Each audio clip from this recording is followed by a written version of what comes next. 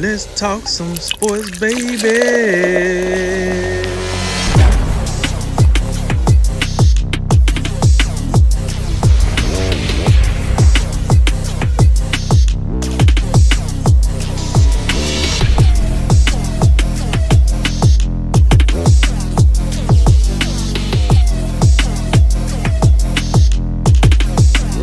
And remember, make tomorrow better than today and make today better than yesterday. And you know what we gonna do. We gonna holler at you until next time, baby. All right, fellas, go ahead and wrap it up today with your college football preview. Unfortunately, the COVID issues do remain. We have at least 17 games that have been postponed or canceled so far. But the action that is underway today is pretty good. We got number 9 Indiana taking on number 3 Ohio State. The Buckeyes are a heavy favorite, but with the Big Ten struggles, this is likely Ohio State's last chance to make a big statement in the regular season. We're also going to see a top 25 matchup in the Big 12 as bedlam ensues between Oklahoma and Oklahoma State. Additionally, we're also getting a look at number 10, Wisconsin. They're taking on number 19, Northwestern. So, Drink, those are the big games this week. Those or some other games have your interest? Yes. So the difference, because I know we have a number of games that got canceled, but the difference between this weekend and last weekend is you can actually point out to a marquee game for each time slot. So, you know what I'm saying? Noon, you got Indiana, Ohio State. Then 3:30, Wisconsin, Northwestern, or you can go with Cincinnati and UCF, or you can go with it's a couple of options you got for 3:30. Me, myself, of course, I'm waiting for 4 p.m., waiting to watch Alabama play Kentucky, me personally. And then, later tonight, 7:30, you got Oklahoma State versus Oklahoma. And my point is, like last week, we didn't have marquee games for the slate. That's what made the slates kind of hard to watch. It was like, what am I going to watch? You don't have that problem. Even with Clemson and Florida State getting canceled, you still have a pretty good slate of football to watch. Now, to get back to your question, what games I want to watch? Let's start off with the big noon kickoff. Jay favorite show. Big noon kickoff. You got number 9 Indiana going down to number 3 Ohio State. Listen, here's the deal. Ohio State 20 and a half favorite. They should both race these guys, but here's the deal. I think Indiana, we don't put enough respect on their name. I really do. I think this game will be more competitive. I do see Ohio State winning because at the end of the day, what wins the game usually is the coaching and the talent, and Ohio State wins in both of those departments. So that said, I'm going to go Ohio State, but do not be surprised if this is a game in the fourth quarter. And Ohio State really had to pull something out the bag, because I'm telling you right now, as much as I like Ohio State, they could be a one-trick pony. They can't run the ball as well as people think, right? And then Justin Fields is locked on to Chris Olave. If you make him throw the ball to anyone else, you got to change. That Chris Olave, that dude's a star to make it. Like, he's going to go high in the draft. But I just feel like you have to make Justin Fields go through his progression, because they can't run the ball that well. Those are a couple of keys, and I do think you can move the ball on this year's Ohio State defense. Indiana has showed they can run the ball pretty well. The quarterback do not make a lot of dumb mistakes. He don't turn over the ball a lot, so that's a game to look at. Wisconsin and Northwestern, here's the deal. Wisconsin is one of those teams that's going to be stuck in that they haven't played as many games as everybody else, but the games they have played, they look very impressive. That's going to be Wisconsin. Northwestern has a chance to show, hey, listen, don't forget about us. We got a good coaching staff. We might not recruit as well as these other guys, but we come to play. When we do get our shot, we take it. Let's see. I think today is a big stage for the Big Ten as a whole.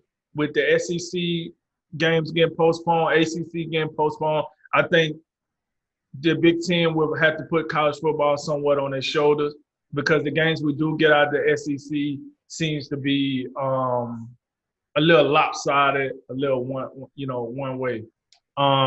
So I like that. We're gonna go down to the Big 12. Oklahoma State, Oklahoma. Listen, that game has lost some luster that it usually have on it over the years. Don't get me wrong. However, it's a big statement game for both teams because we talked about the Big 12 probably going to miss the party this year. But if they're going to have a shot at the party this year, I think Oklahoma State is the better representation for the Big 12.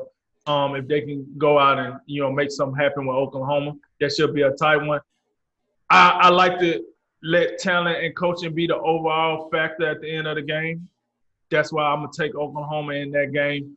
And then like we said, and that's the 7:30 game on ABC. And then, like I said, shout out to my boys. We've been off 2 weeks. You know what time it is. It's time to come back, roll over Kentucky. We need to go ahead and put up a 40 spot, 50 spot. Go ahead and make sure we loosen up the joints a little bit. But throughout the whole slate, those are the games that I seen. Oh, and if I didn't mention, I'm be very interested in watching Cincinnati versus UCF. You got the number one defense in the AAC versus the number one offense in the AAC. So, those games always get your interest because you want to see which will get put on the other team the most. Will it be my defense or your offense? Whatever. So that's going to be a big game because that game is big for the group of 5 representatives, whether it be the playoffs or New Year's Six game, we don't know. But that game is going to be a determining factor in who represent that group of 5 team, on the big stage. So those are the games I'm looking at. That's what stands out to me. Holla at your boy, Roll Tide. Yeah, I completely agree. There's unlike last week, there is a big game in each time slot that can kind of keep your attention for really all day, and it does start. I think it is a big day for the Big Ten, much like I was talking about in previous weeks with teams like Michigan and Penn State being just completely lackluster this year. You can throw Minnesota in that as well, based on really their demise from last season. But now it's a chance for those other teams that Drink mentioned last week, the Northwesterns and the Indianas, to kind of shine today and maybe lift up the rest of the Big Ten and kind of restore some of that depth that we don't really see right now. And I don't think in Indiana and Northwestern, I don't think they need to win today. I do think, but it'd be nice for the Big Ten as a whole to see them come out and put on a competitive game. Maybe you'd like to see Indiana stay competitive until maybe the fourth quarter, like you say, maybe lose by 10 to 14 points. That for the conference, that'd be that'd be probably something you'd like to see. And same thing for Northwestern. Can they be competitive with Wisconsin, who even though they haven't played many games, last week they just dominated Michigan for the second straight year. And then obviously you go down to the Big 12. I think we agree the Big 12 right now is in a tough spot. Their best chance right now would be Oklahoma State because Oklahoma State's the only team that still has just one loss. If they lose today, then every team's going to have 2 losses. And although Oklahoma would have the inside track with the tie break based on a head-to-head win, Oklahoma really, they don't have much left. They got West Virginia and Baylor. So it's hard to imagine how much their resume can be strengthened. And then you go back, a 2-loss team. We just haven't seen that yet. And it's something I doubt we're going to be able to see this year, given the fact that the schedules have condensed due to the COVID pandemic. And then just looking at, I know we've looked at the Pac-12 just kind of real briefly. And you can also throw, by the way, USC and Utah play at 10:30 tonight. So you could even throw a 4th time slot. Utah hasn't played yet this year so far. So maybe that's worth paying somewhat attention to, although I'd probably lean probably not. But to the Pac-12, and on a serious note, you realize these guys they're only playing 6 games as I can tell. I'm looking at Oregon and I'm looking at Southern Cal. They only get 6 games plus the Pac-12 title. The best case you could hope for is similar to last year. You'd hope Oregon and Southern Cal can win all their games, and then maybe you could have a case for a 7-0 Pac-12 winner to get into the playoff, but we're a long way from that. So I don't know that. Maybe you could look at it and they'd have a chance, but I go back to the last point I have on this slate is Cincinnati. Cincinnati, this is a big game for them, even though Central Florida I mean, they're not quite as good as they've been in years past, but they're still a factor in the American. I mean, they still got the same explosive offense. Cincinnati can go there on the road, and as I mentioned previously, they've been dominant. They've been dominant in recent weeks, and if they can continue to kind of gain those style points, it's going to be real interesting to see how the committee judges them, because I think we all agree it looks like Bama, it looks like Ohio State, it looks like Clemson as of right now, and even Clemson's got the one loss, but you still think if they take care of business, they're still probably going to get the benefit of the doubt due to Trevor Lawrence being out of that Notre Dame game. So then that fourth spot becomes very interesting. And right now, if you look at the Big 12 and the Pac-12, you know, I don't really like either one of their chances right now. But Cincinnati's been impressive throughout the whole entire season. And as I go back to, if there was ever a year for something weird to happen and a Group of 5 team to get in, it would be Cincinnati, and it would be in 2020. All right, Cody, before you close us out, want to throw a little curveball here. I've been thinking about this because our next show will be on before the first rankings, and I just thought I'd throw this out there instead of just splitting it up. I've been thinking my top 4 teams going into the first show. I got Alabama 1, Ohio State 2, Clemson 3, Notre Dame 4. Have you put any thought in your top 4 teams as of right now? I haven't, but just off the top of my head, I'd probably throw I'd probably stay with the top 2 that you've got, and I'd give Notre Dame the edge right now based on head-to-head, even without Trevor Lawrence, but I would give Notre Dame the benefit of the doubt on that one. Yeah, I'd probably have Alabama, Ohio State, 1. I just don't believe in Notre Dame, man. I don't. So I got Alabama, Ohio State, Notre Dame, Clemson. I'm going to give them the edge over Clemson because, of course, they did beat them. That for my top 4. I think it's interesting when you're talking about the playoffs because we know that the show comes out Tuesday, and like Drake was talking about last week, you know, they always throw in some bull crap. So I was actually thinking this. What if Oklahoma goes out there and just railroads Oklahoma State? I mean, just an old-fashioned Big 12 barn-burning beatdown of epic proportions. They put 70 on them or some crap. You know, because that would be the perfect candidate for some bullcrap team to just sneak way up the board. You know, they do every year. They always take some random team and they throw them way higher than they should to get people talking. Yep. You know, Yep. I mean, it could be a thing. Just saying. But, yeah, y'all highlighted the action pretty well. Obviously, Ohio State, that is really their last chance to impress in the regular season. And if you beat Indiana and you go to the Big Ten championship, I mean, who's there to play? I guess Wisconsin is going to be it. And you're going to hope they're undefeated. So that'll be another nice win. But really, you're going to have Indiana and Wisconsin, which they don't need the style wins, I guess, really is what it comes down to. But if they were to drop something, then that would matter.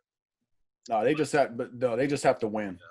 The roadblock for teams like Cincinnati and your BYUs and those like mid-major type teams that are trying to sneak in is Notre Dame is a huge roadblock because if they don't lose another game, they're going to play Clemson. Let's say Clemson beats them. That's a split. I mean, they beat Clemson and they're going to lose to Clemson. So you're going to have like a half-lost Notre Dame sitting there, really, you know, and what do you do with them? Do you say, oh, well, Cincinnati's undefeated. You only lost once to Clemson, who you also beat. You know, like it just doesn't. I think Notre Dame. It's right, so it's going to be hard without some of the chaos. Yeah, I think there's a lot of unknowns, and I think the first playoff ranking is going to be pretty telling. But also, I think there's going to be just some question depending, and I think a lot is going to depend on assuming we get Clemson Notre Dame in the ACC title game.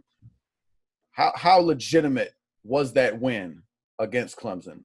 I think right now I'm giving them the benefit of the doubt right now, but let's just say for some reason that if Clemson comes in an ACC title game with Trevor Lawrence and they just boat race them, then you got to look at it like, I mean, they're out of here. Then. I mean, but if that is Notre Dame's only loss, should they? Will the committee be like, well, really they should have had 2 losses? But how will they judge Notre Dame against the Cincinnati?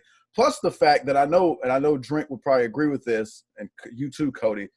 Notre Dame in the playoffs, I think there's a little bit of like, if they don't legit deserve it, they don't get no benefit of the doubts because we're getting sick and tired of them coming to the playoff and just getting killed. It's the same thing that people say for Clemson, Alabama, Ohio State, right? Oh, if it's a choice between those 3 teams and everybody else, they're gonna get it because they have their reputation. Yep. Their reputation is good. Where Notre Dame has the opposite.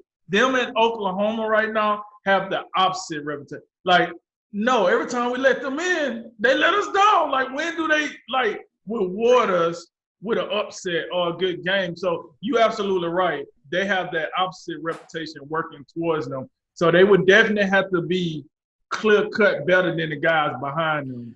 And like speaking, just staying on the subject of reputation, that's the only reason you're bringing up Oklahoma. Even though Oklahoma's got 2 losses, they're that like 4th team that would get the benefit of the doubt, even though it ain't gonna happen with 2 losses. It's just not. Right. The other roadblock too. You think about this is if we go to the SEC championship is scheduled and everyone stays undefeated and all that. If Florida somehow wins that game, say it's really, really close, Alabama's still got a pretty good case to get in. So I think that's the one thing. That's the biggest thing I think Cincinnati should be paying attention to. They got to hope that Bama just takes care of business, and if it's Florida, that Bama beats Florida, and then in that case. But if Florida somehow wins, I think the SEC gets 2 teams, and then it's probably Ohio State and Clemson that join up with them.